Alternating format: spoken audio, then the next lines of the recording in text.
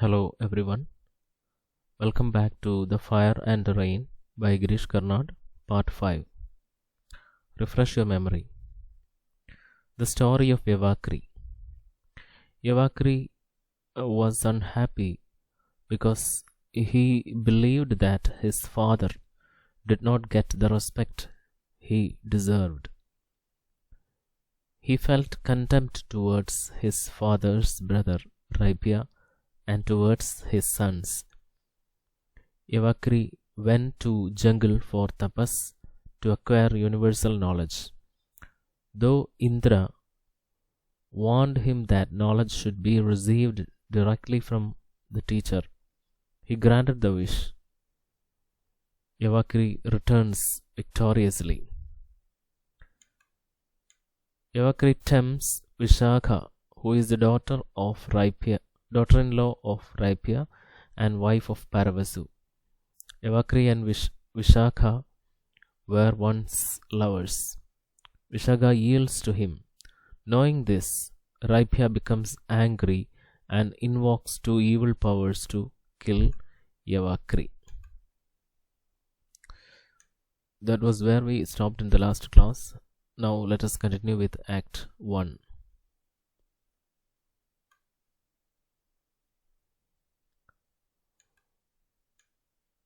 Brahma Rakshasa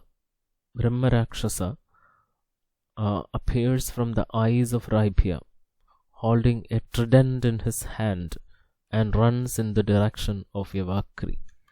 So Brahma Rakshasa is an evil creature, frightening evil creature, who appears from the eyes of Raipya.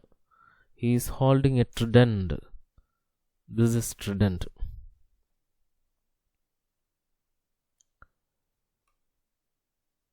Vishakha wanted to warn Yavakri. She finds Yavakri under the banyan tree murmuring mantras.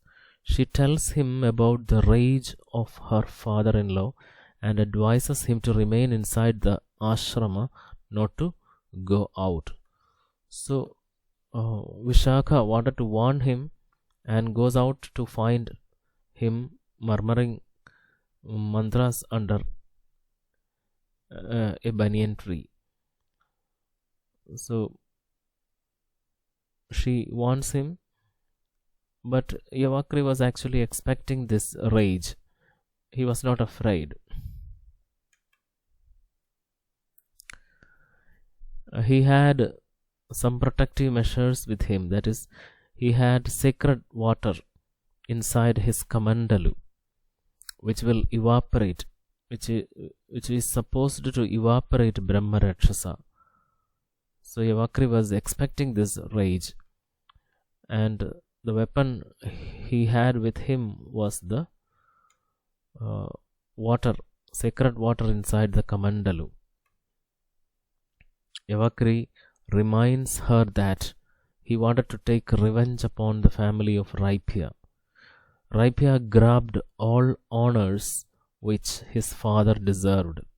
It was his father who deserved the position of the chief priest, and actually that position went to Paravasu. So Yavakri was actually burning with revenge for Raipya and his sons. That is why he went to the jungle to acquire power. Yavakri went to tapas to get the power to act revenge upon Raipya's family. He did not like to be peaceful. He wanted this hatred. He wanted this venom, poison. So the sole purpose behind Yavakri's tapas was to acquire power to take revenge upon Raipya and his family. So Yavakri is not ready to run away without facing the challenge. But Vishakha says that not to deal with Brahma Rakshasa.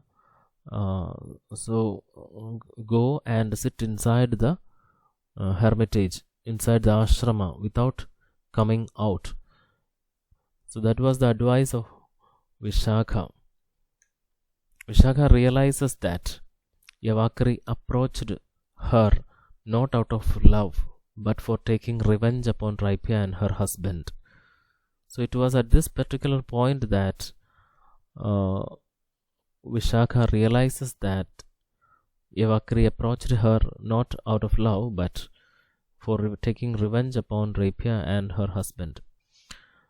So in order to protect him from Brahma Rakshasa, she will have to prevent him from entering into a war with the Brahma Rakshasa. So she goes to his Kamandalu and pours the water out. So Vishaka did this in order to make him sit inside the ashrama to prevent him from fighting with Brahma Rakshasa.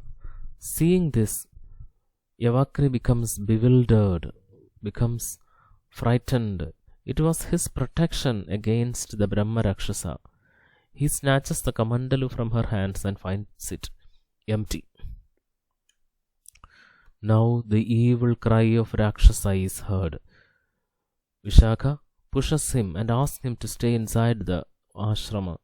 Yavakri runs to the ashrama, but Anthak, the god, stops him. Anthak does not realize who he is. The Brahma Rakshasa comes, kills Yavakri and goes away. When Anthak realizes that it was Yavakri, he starts to cry. When Aravasu comes, he is frozen with horror at the sight.